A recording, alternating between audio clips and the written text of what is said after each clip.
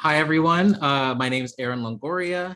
I am leading this workshop on this intro to Audacity. I am from the Public Space One's Media Arts Co-op, which is a great collection of local artists and creators of multimedia. But yeah, today we're going to look at Audacity. Audacity is a really great, free, open source software that only continues to get better. It's super accessible, will work on practically any computer.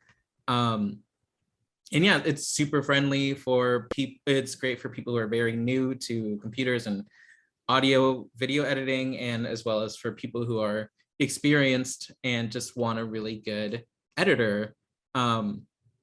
So I think I have an outline and I have points I want to reach, but this can be super informal at any moment. If you want me to slow down or repeat myself, if you're on the Zoom, you can put it in the chat, or if you're there, just let me know. I can go over things, or if you have any questions as things go along, I'd be happy to answer. Don't worry to, or don't feel weird about speaking up or asking. Yeah, this is just going to be super fun, hopefully super super carefree. So yeah, I hope everyone's doing well. Thank you for coming. And yeah, so I'll just get started. So Audacity, hopefully, I think you in the room have Audacity on the computers in front of you. For those joining virtually, I don't know if you have Audacity pre-installed, but if you'd like to, I'll drop the link in the chat. It's free to download, super safe. They have a download link or a download tab. It'll take you to a website called like Fossil Hub or something. Don't be scared. It's like legit and super safe. And it'll usually suggest the version of Audacity that's good for your computer. It should recognize what you're working with. And so just that, if those y'all want to follow along, or just for later if you want to download it at home. But I am going to share my screen and open Audacity. Cool. All right, so I have my screen up with Audacity, and we can just start going into the interface. Oh, and real quick, if you're downloading it, and whether you're downloading it now or later, if you download it on a Mac, like an Apple computer, they have like a DMG, or like a disk image that you are supposed to copy Audacity into a folder. Make sure not to open Audacity on that and open it on in your programs, because it gets funky. Just like a disclaimer, I don't know if that'll make sense, but just thought I'd throw that out there. But let's look at the interface of Audacity. It might be a bit overwhelming. There's a lot going on, but when you start breaking it down and tearing it apart, it's pretty easy to understand. And so I guess we can just start top to bottom. Up here, like normal programs, you have your file, edit, and all of this general task menus. With an editor like Audacity, under File, you'll see a lot how to start a new project, how to open projects. It'll have recent projects you've been working on, or recent. It has a mix, as you can see, it has a mix of files, like audio files and project files, and I'll get into the difference in a little bit. How to save, exporting, and importing, which are important, which we'll get to. Ways to edit, select, and all of these fun things we'll get into in a bit. Here are your main player controls: pause, play, stop, backwards, forwards, recording, and looping. Those should be self-explanatory, but they're a bit specific when we use them as we're editing, and so we'll get there. Right here we have some tools, including the selection tool. So I am going to actually open a project I started which has the test audio that I made and hopefully has been sent out or is on the computer you're working on. So the selection tool allows me to click around, allows me to select, and it's just a cursor. So that's primarily, this is probably like 80% of what you're going to use.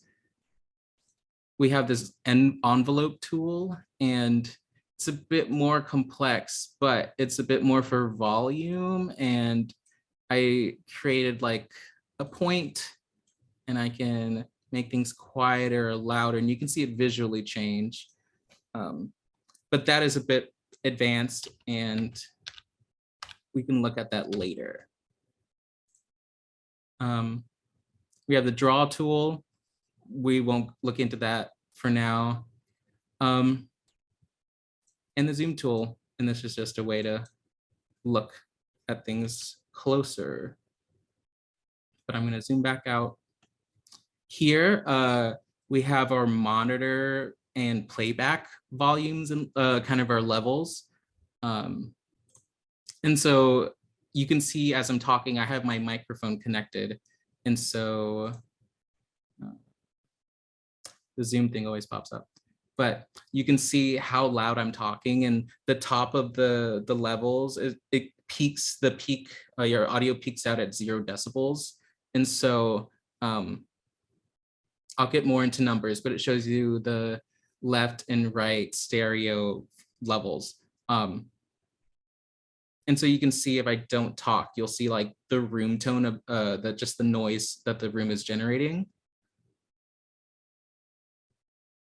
And things that low, we really can't hear, we tend to tune out, but microphones or computers or whatever you're recording with like to hear everything. And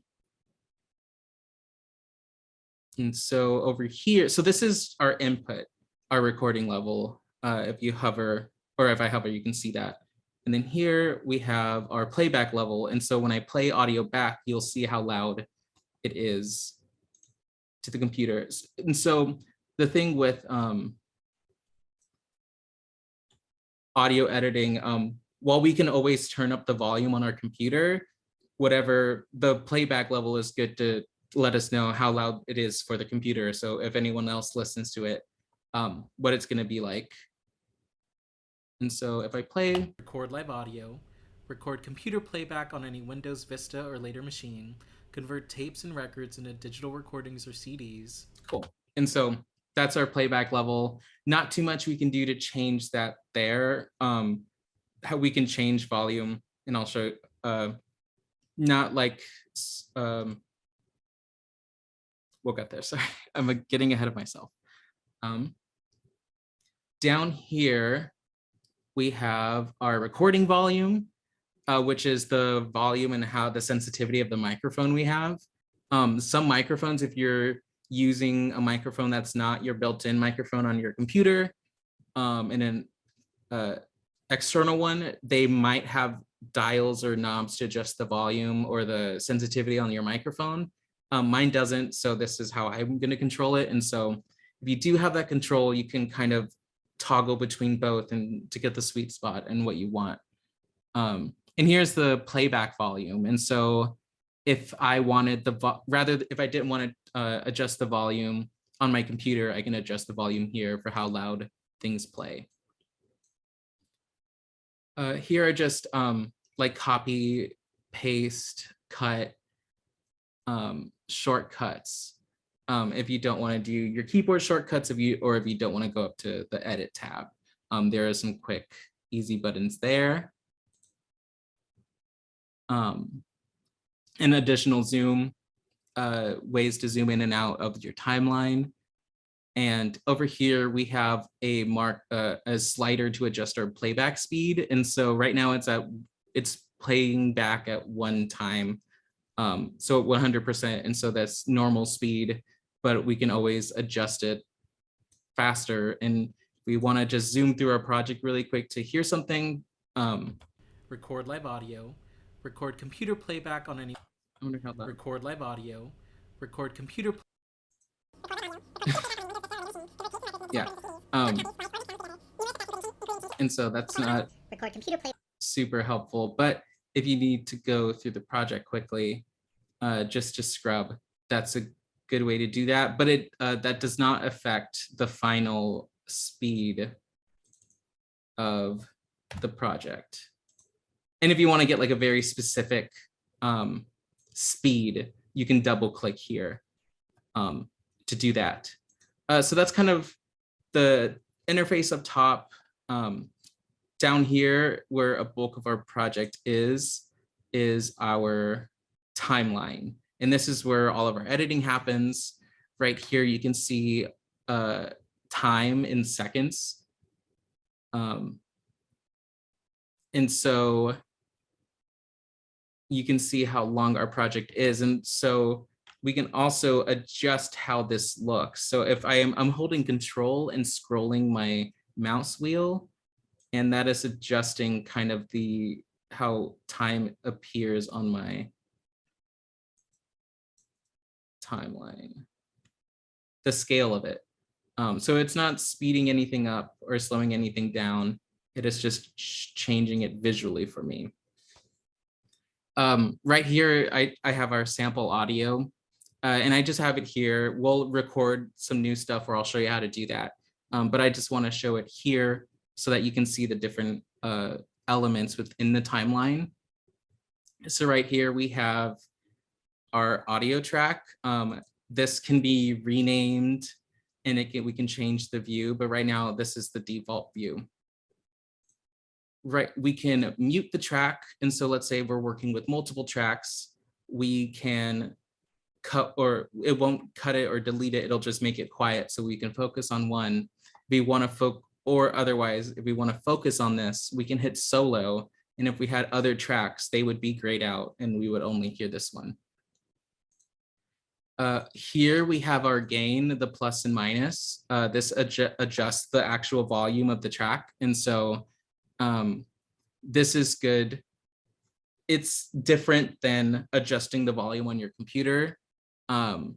So if it's too loud, your instinct might be to turn your computer volume down, but then you'll have whatever you export your volume really loud. So make sure to kind of balance turning your volume up on your computer and turning it up here.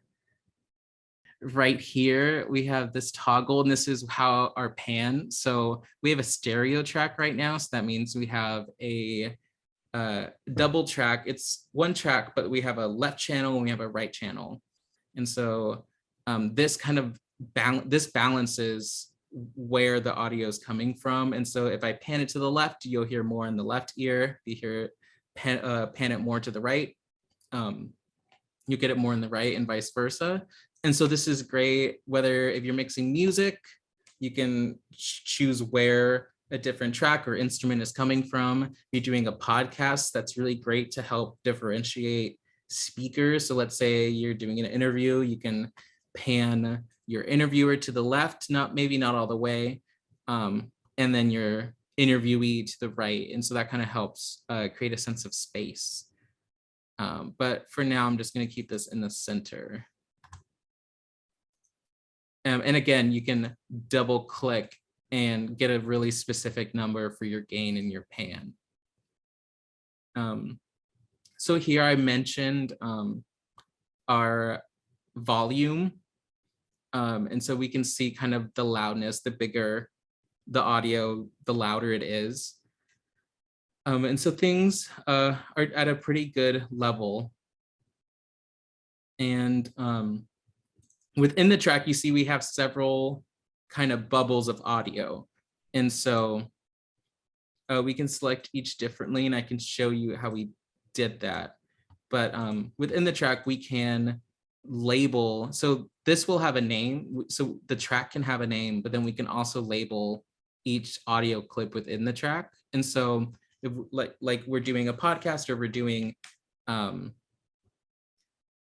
let's say, different takes or recordings of like a vocal track in music, we can label what it is. And so here I didn't label this part, but I labeled this section. This is a section where I talk about free programs and what that means. In this clip, talk about sharing it with other people. And in this, I messed up here, and I'll Works, play that. improve it. Free software gives you the freedom to use programs, study how it works, improve it, and share it with others.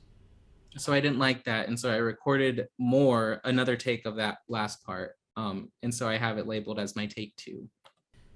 And shared with others. And so yeah, so that's the timeline. Down here, project rate, I wouldn't really mess with, unless you're really worried about the hertz of your project, but a lot of these numbers don't make too much sense, and so it's best not to mess with it. This is a way to snap clips and audio to each other. I would recommend keeping it off. That way you have a bit more freedom to edit. And these just show you where in your timeline you are. And so if I play Interface is and stop, it just shows where my cursor is. And so that's the majority of the interface. Does anybody have any questions? It's a lot at once, but as we go through and test some stuff out, we'll get a bit more familiar. There's a question here. It says, can you delete parts of the timeline and Yes. how? Yeah. We'll get to that in a moment. I'm gonna record a fresh piece of audio so I can show you guys how to do that, and then we can go select and edit and delete. I also have a quick question. When you were looking at how high those blue lines are and you said it's good, how do you tell? What does 1.0 and -1 mean? Yeah, and so I'll do that right now. I'm going to, or if you were going to do it later, that's okay. Yeah. I'm gonna start a new project. Right now it's an empty project. And I guess another thing, right here in the interface, it shows the microphone I'm using. And so you can choose, if you have something plugged into your computer, it should pop up here. So this is the microphone I'm using to record. I can choose whether I want to record a mono channel, which is just one audio. It sounds exactly the same from left and right. And stereo, which is I have my left channel and my right channel. And you can choose your speakers. And so I'm gonna go back, let's record some audio. So we can see here my recording level. And like I said, if we have it at 0, that is peaking. And so if I get really close, you can see the color starts changing, or like if I snap, it starts peaking and gets red, and it doesn't like that. And so a good kind of rule of thumb, you want the loudest your voice is your peak. And so if we think of it as a mountain, we have our valleys and our peaks. And so we want our peaks to not be too high. And so a good place to have our peaks is at -12. And so if we're recording, you see the loudest my voice, it's staying around that -12 mark. And so I'm adjusting my recording volume until it gets there and stays there for the loudest. And so there I've adjusted it here. I have my recording volume at 0.9. And I'm happy with where my peaks are. You see it just got a little louder, so I'm gonna turn it down. And in addition to adjusting that, you can get closer or farther away from your microphone. Yeah, and so to record, we have this recording button here. And so now that we've checked our levels, I am just going to record a little bit. And so this is my test audio. We're recording, we're testing, and we're looking at our levels. Now that I'm done, I can either hit record or I can hit stop. I'm going to hit stop. A good note is when we start recording, it helps to kind of be silent in the beginning, and that way we want to start recording, give it a little time to breathe, begin speaking, and then similarly when we end, we want to give it a little breathing room when we stop. That way there aren't no harsh, just clipped audio. And so we have a bit of room and wiggle room to edit. And so we can see now, this kind of shows the volume and the waveform. And so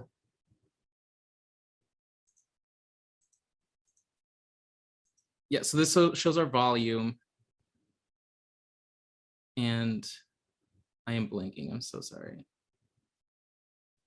So I find that a good rule of thumb, as long as our input volume is good and our recording volume, we generally don't have to worry about this, because when we play it, the playback, so this is my test audio. we'll see that we're our playback level is we're good. testing, and we're looking at our levels.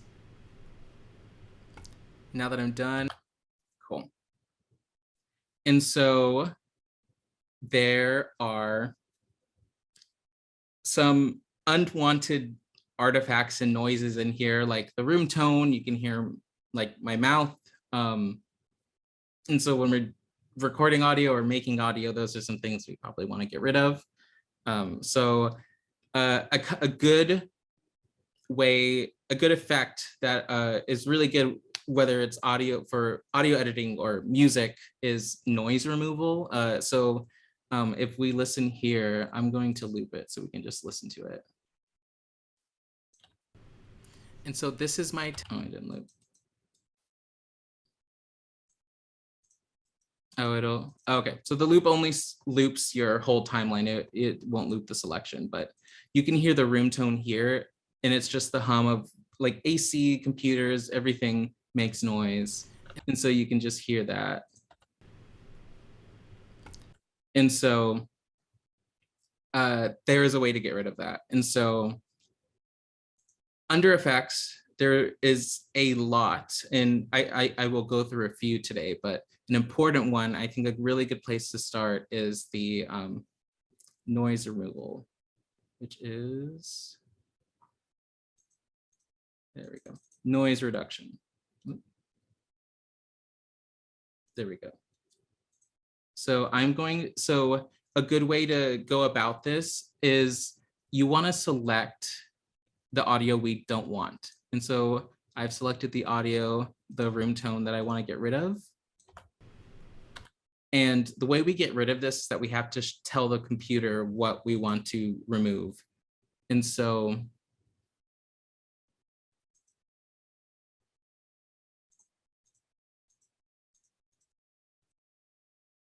I'm going to scroll up and go to noise reduction. And so it shows you there's 2 steps to this process, and it tells you select a few seconds of just noise. And so Audacity knows what to filter out. And so we do that by getting a noise profile, and it's pretty easy like as that. It may look like nothing happened, and that's just because we told the computer what to get rid of.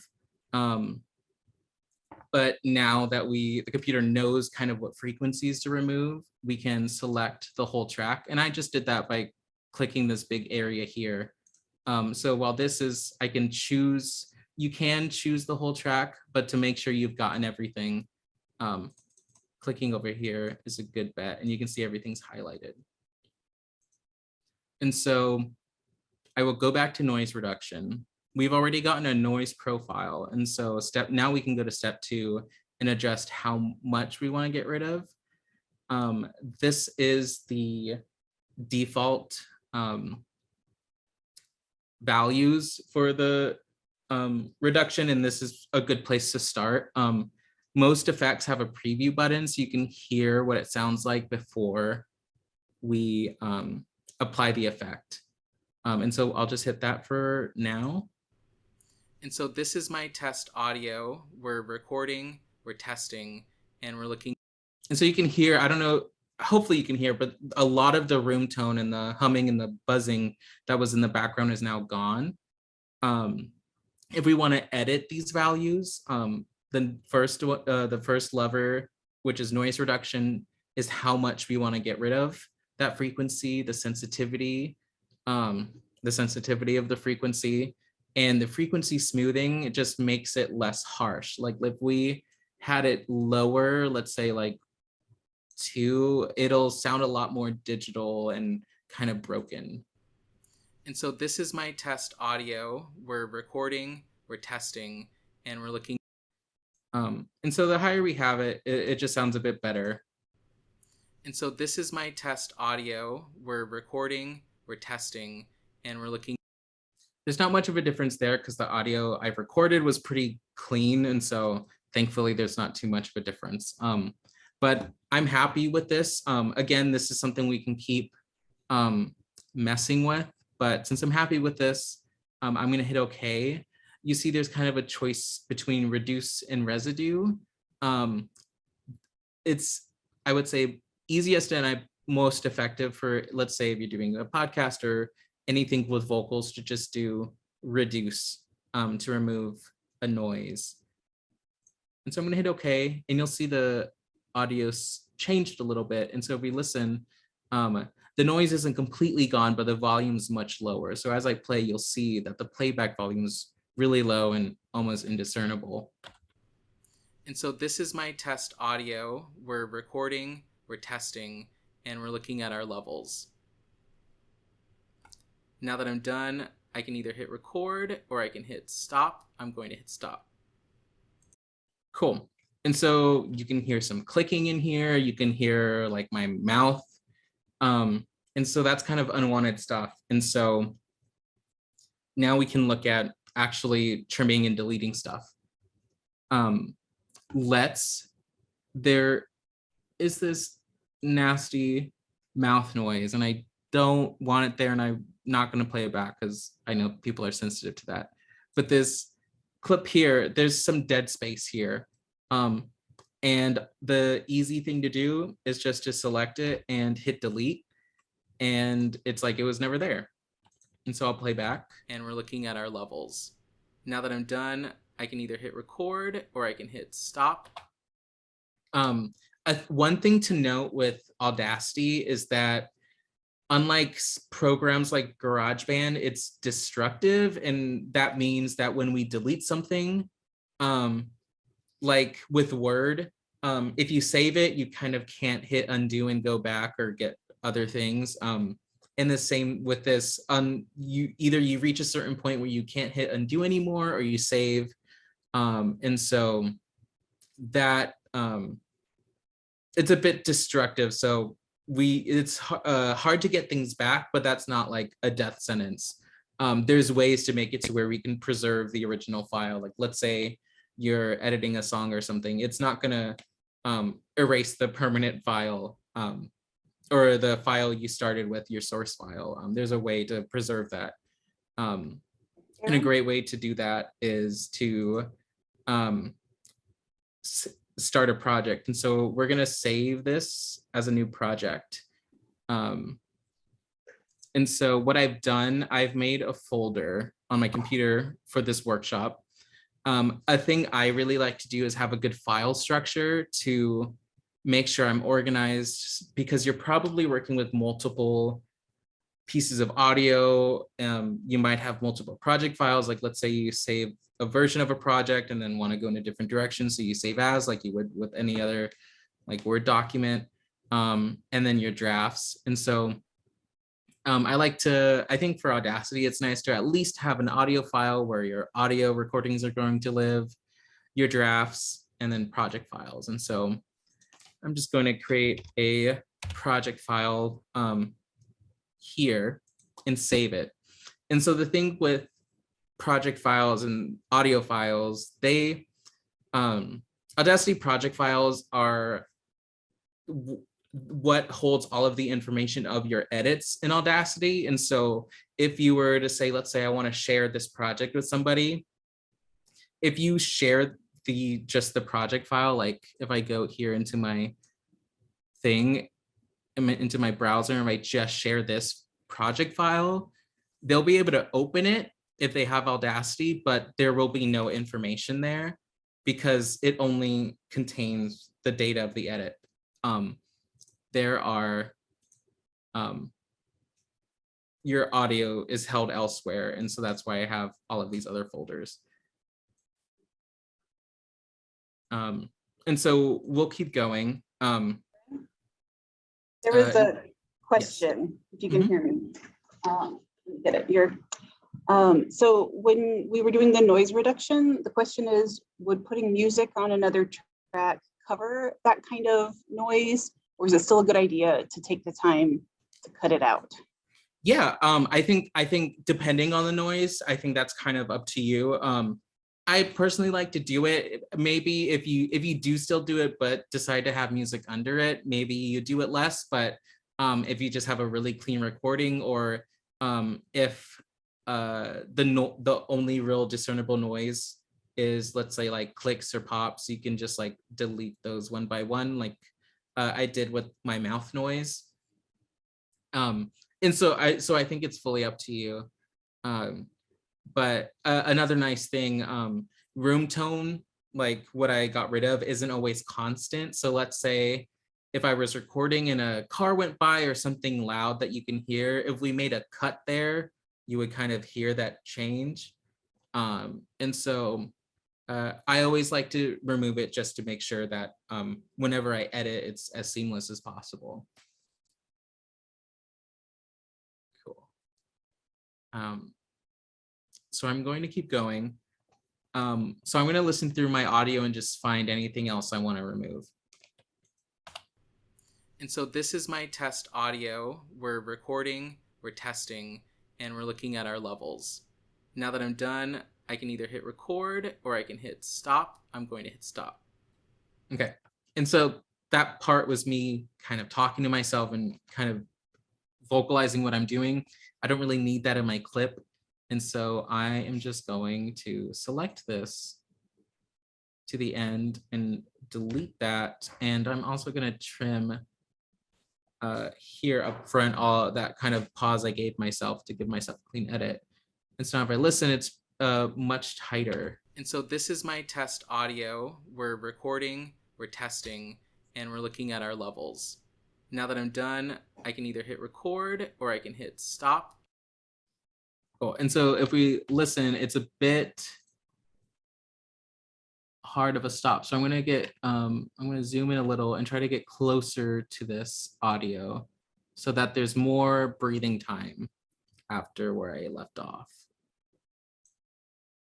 So I'm going to hit stop. Okay.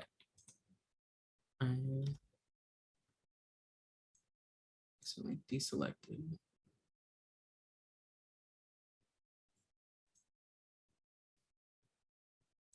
And then I'm going to hit delete. Either hit record or I can hit stop. Cool.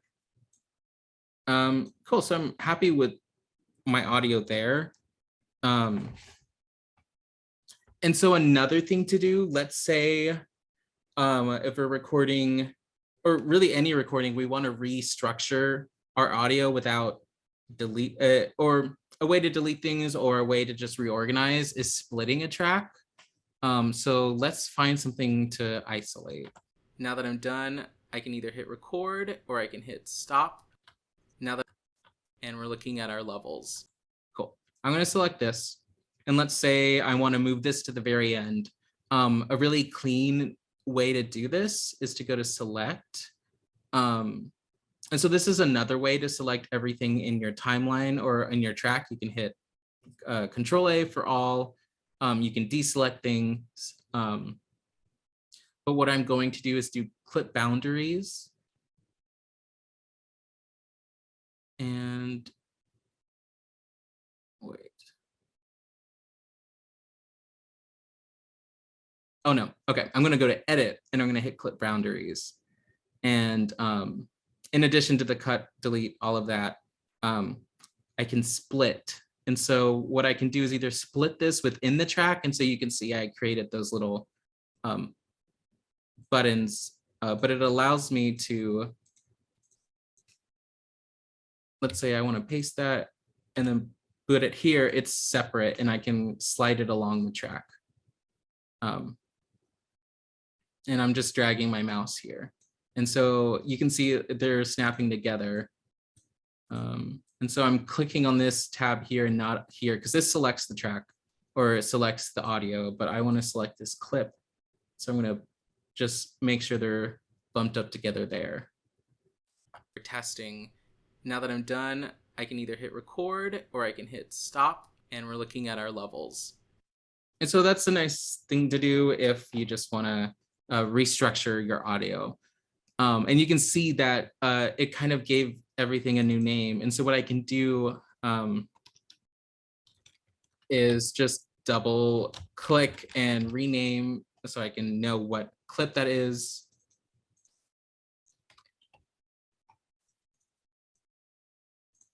Yeah, so that's another fun thing to do. If I'm going to undo.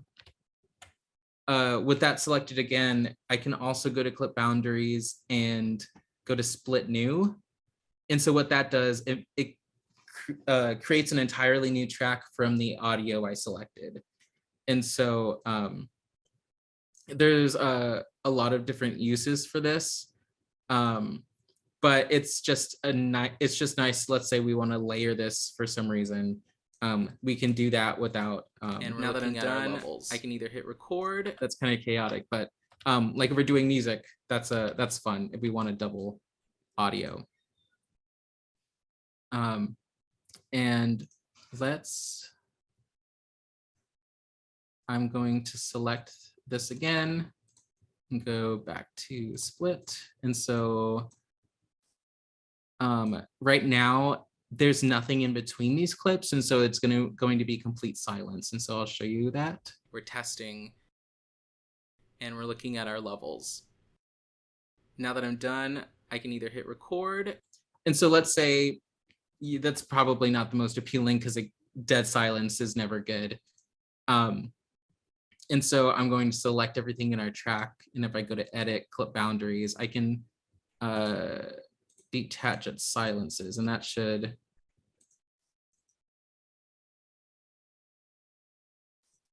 Oh, never mind.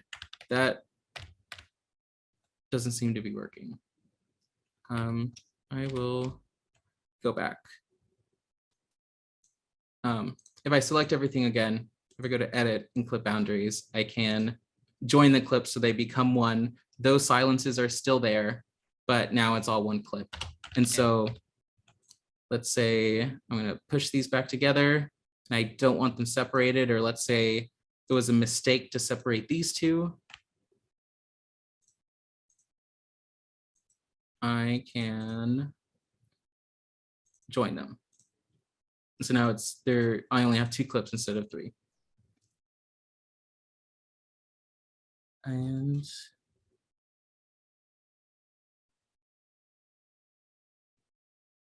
yeah, I guess that's probably a good place to stop for questions.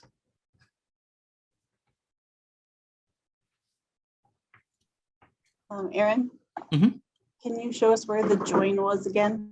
Yes, and so it's under edit, under clip boundaries, and join, and it's going to join the clips that are selected.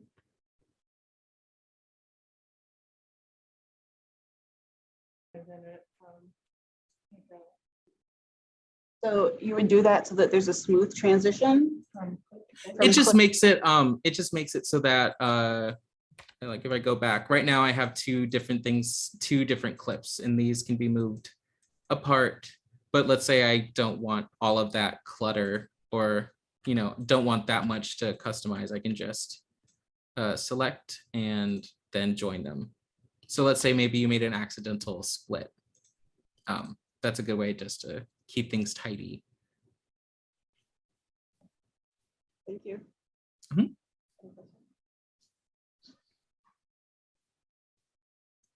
Cool. That's it from the room. Does anybody on Zoom have a question?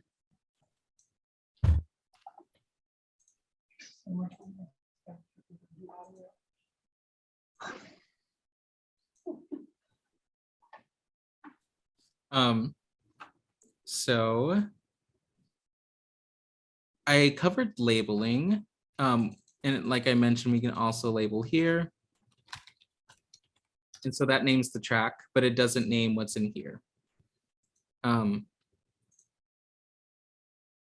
I can, under tracks, let's say we want to record more audio, we can go to tracks and add new stereo track. And so that creates an empty track that we can then record into. And so here this is my test I have my audio. recording. You're going to hear the background audio. testing. Let's say we don't want to hear that. I'm going to undo that recording. I'm going to mute this track. And so now when I go record, it's going to be silent, and so we can focus on just what we're saying. But let's say we're recording audio. Let's say we're recording vocals for a song and we have our instrumental in the background. We'd probably want to keep the background track on so we can hear what we're singing to.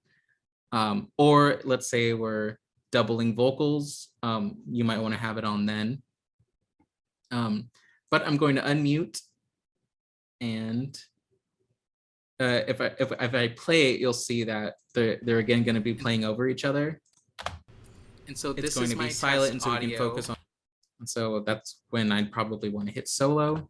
It's going to be silent, and so we can focus on just what we're saying. And so we can focus on just what we're saying, like I said. And this is, I'll show you with the pan. This is a hard pan. We're panning it all the way to one side. It's going to be silent, and so we can focus on just what we're saying. And you can see up here, there's only audio coming out of this side.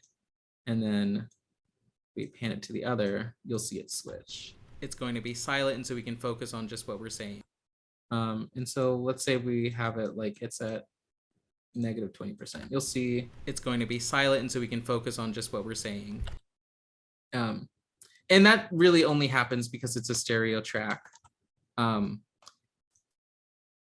If we want to add a mono track, which just because we can record in stereo doesn't mean we have to. Accessibility wise, sometimes recording in mono is great because there are some people who can't. Maybe one ear is better than the other. Having a mono track and having everything consistent in both ears is just good. Or let's say people are sharing headphones or whatnot. I have my wrong track selected, so I'm going to select this track. Why is it?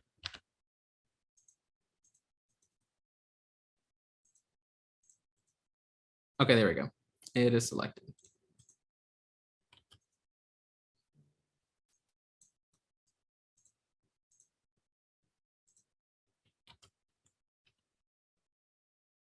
I am confused. It is not recording into the track I want, which usually doesn't happen.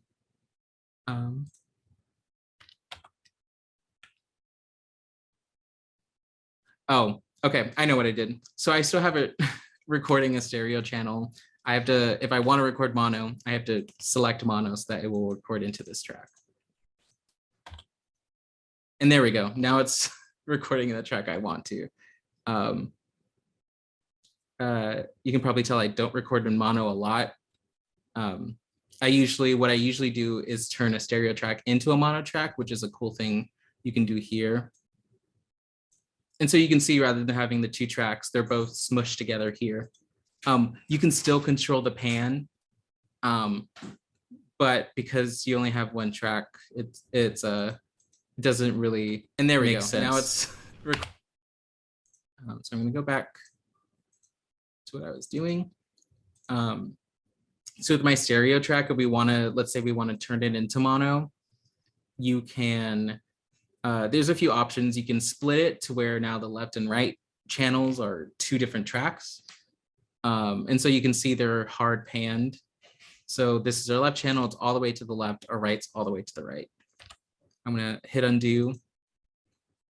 Back under there, we can also split stereo to mono. And so this creates two identical mono tracks. And then if we want, we could keep both, or we can delete one. I usually delete one because it's the same thing. And yeah, so that's just another thing you can do. We can also wave color. It might help you if you like to organize things by color, but you can also change. Let me go back, and I'm going to split this to split stereo track. And let's say I want to make my right red. And so now I can tell which one's left and right. It's not a thing you have to do. Maybe it's fun, maybe it helps you stay organized, but that is a thing. And so what I did, I just clicked here on the track name and that opens the menu.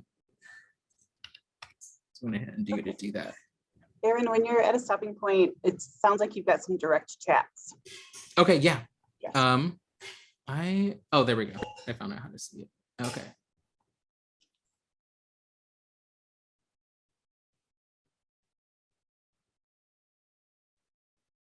Okay, if you have a cut and paste file, if you have cut and paste a file into the space that is peeking out, but you want to have the volume of the file as a whole raised in volume, how would you go about doing that? I have a recorded audio file that isn't the same quality and loudness as a quality digital file. Is there a way of raising the quality of my recorded file to match the digital music file? Okay, and so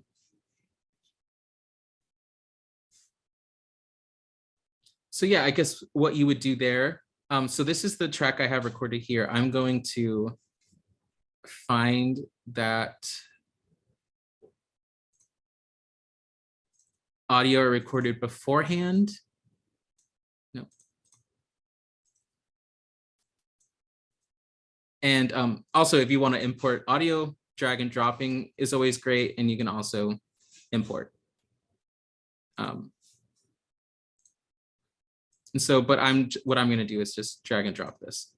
And so what you would do, because the two different tracks, they would be two different tracks. You can adjust here your gain and try to match them as close as possible.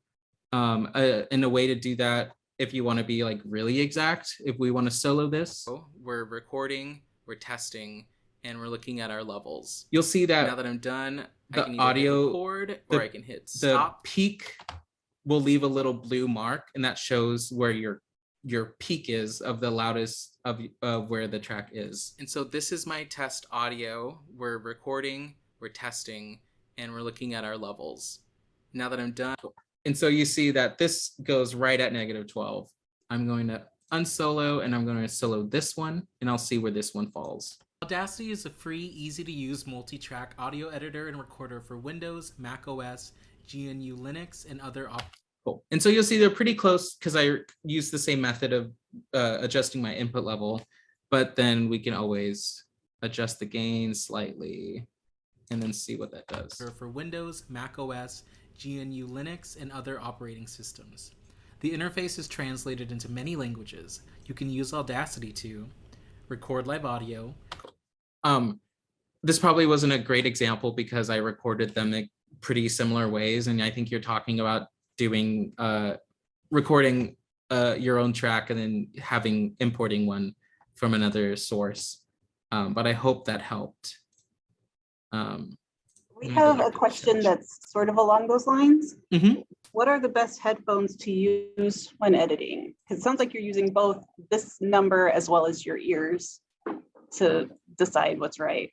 Yeah, I would say depending on what you have access to, right now I'm using like over-ear headphones. There can be like varying quality of those, but I would say those are probably just because they cover your ears, and so they're a bit more isolating. Even if they're not like specifically noise canceling, those are great. But really any headphones, whether there's like AirPods or like those in-ear ones, as long as pretty much if you listen to music and the music sounds okay with them, it's really okay. I would just say as long as you're using headphones, that's a great place to start. Editing out loud isn't really ideal, but then that's kind of why we use the numbers to make sure that it's consistent whether or not our headphones are great or not. Sure. The follow-up question is there a brand that you recommend? I am not too picky, but if there is a brand of headphones, they make audio recorders, but it's called Tascam. I'll drop it in the chat, but thank you for joining us, Alicia. Um, but yeah, there's a brand called Tascam. They make recorders.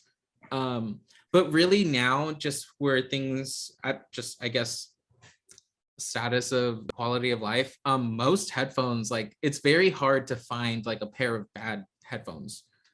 And thank you to Nick. Can I But just yeah, add that if you are really serious about headphones, the library has a subscription to Consumer Reports.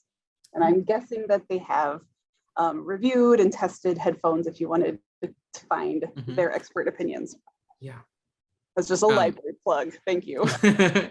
Yeah, but really it's hard to find a bad pair of headphones, like even like the generic Target ones or you know, store ones are really good. But yeah. Aaron, there's another follow-up. How about your opinion on microphones?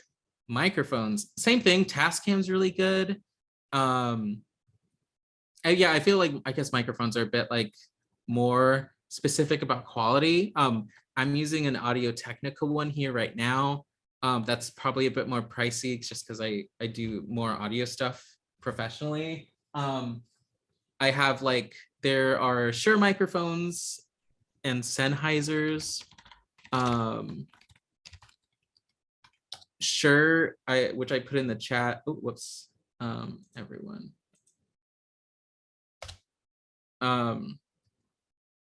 Sure, they're more like audio or like music microphones, so like the microphones you see on stage. So those are more like that, but really, if it's a microphone that is external to your computer, it's probably just generally more like better than the built-in one. Yeah. Thank you. Yeah. And we're a bit close to time, so I'm not going to try to zoom through the next part too quickly, but I will go into a couple effects. So let's say it's a bit more related to music, but under effects, I think a really good one is, let me go up, is there's change tempo and speed. And while they technically do the same thing, the great thing, especially when it comes to music, changing tempo changes from BPM, so beats per minute, and you can choose where it changes from. So you can either change per like if you know, let's say I want to change from 130 BPM to 120, you can do that. You can change the length. Or you can even just change the percent. But the thing that change tempo does is it changes the tempo without changing the pitch. And so that's really important. So let's say if I wanted to go to change speed, let's do a percent change of 10.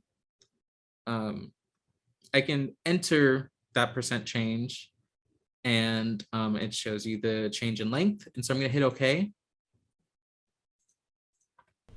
Audacity is a free, easy-to-use multi-track audio editor. And it sounds like I was on helium, but so let's like, if you're changing the tempo of like music or instrumental, you really don't want that because you want things to remain their pitch or their key. And so that's when changing tempo without changing pitch is really helpful because it makes me go faster while preserving the pitch I'm speaking at. Audacity is a free, easy-to-use multi-track audio editor and recorder for... I guess I'll do a more dramatic change so you can really tell. I'm going to do 50. Audacity is a free, easy-to-use multi-track audio editor and recorder for Windows, Mac OS, GNU Linux. It still sounds funky because I changed it a bit, but I'm not speaking higher pitch. I'm just speaking really fast. And so that kind of sounds more like a medication ad at the very end where they're reading all the disclaimers they don't want you to hear. So that I think that's a really good, that's pretty like friendly for beginners. Those two, the noise reduction, I feel like was a good important one to cover. Aaron, if you wanted to change the tempo on just part of it, would you have to split the track? No, you will be able to just select and Okay, cool. yeah, I think all of the effects, it will only apply to what you have selected. And so if it's something you want to happen globally, selecting the whole track is great. But yeah, there are things where you can only apply to what you have selected, and that's really great. I can go into like fading in and fading out. That's how you do that in Audacity. Let's say we want, like, you can select, this is exactly where I want the fade to happen. When I go to effect, I can go to fade in and it will apply it there. I don't know if you can hear it. It's not too visual. Maybe I can. We can't. Could you do it over the part where you're actually talking, just as in? Yeah, that's a good point. Yeah, so I'm gonna hit fade in. You can see, and we'll hear that. Audacity is a free, easy-to-use multi-track audio editor and recorder for Windows, Mac OS, GNU Linux, and other operating systems. And so that's really great. It's like for the beginning and the end of an audio, just to make it clear. But there really isn't too much control over it. As you can saw, I just clicked it and it happened. And so that's where we'd want to do something like this, the envelope tool, where let's say we want a point here and we want it to start here. We can like manually adjust that. And so if we like do that here, you'll see that. Audacity is a free, easy-to-use multi-track audio editor. Audacity is a free, easy-to-use multi-track audio editor and recorder for Windows, Mac OS, GNU. And that's might be a bit confusing because I just kind of started doing things, but yeah, you can apply things specifically to certain areas by selecting them. And there are other great tools, which I wish we had more time to get into. But one that I think is really good just to cover, I'm going to select everything. There is a process called normalizing. And if you're not aware what that is, what it does, it makes sure that, like I mentioned, you have your peaks and you have your peaks and you have your valleys. And the difference between them can be a bit jarring. And so normalizing, what it does, it kind of crunches your signal so that the distance between your quietest parts and your loudest parts are, there's less distance so that it's a bit more pleasing and gentle.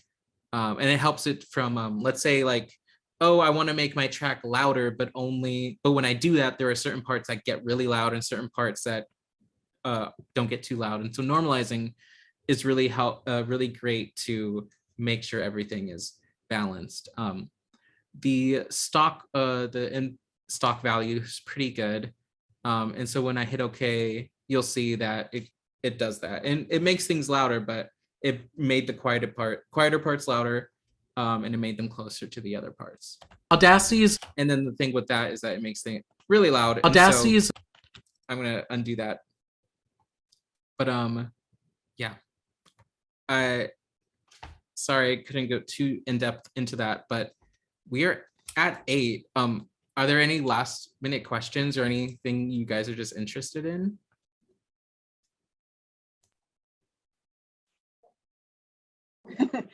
People seem excited but uncertain of questions. For sure. Anybody in the chat have a specific thing you were hoping you would hear about? If you think of something or if you start working on a project, please feel free to reach out to me. I don't know if my email's available, but I can make it available. I can put it in the chat right now. Yeah, and I can put that in a follow-up email that everyone will get.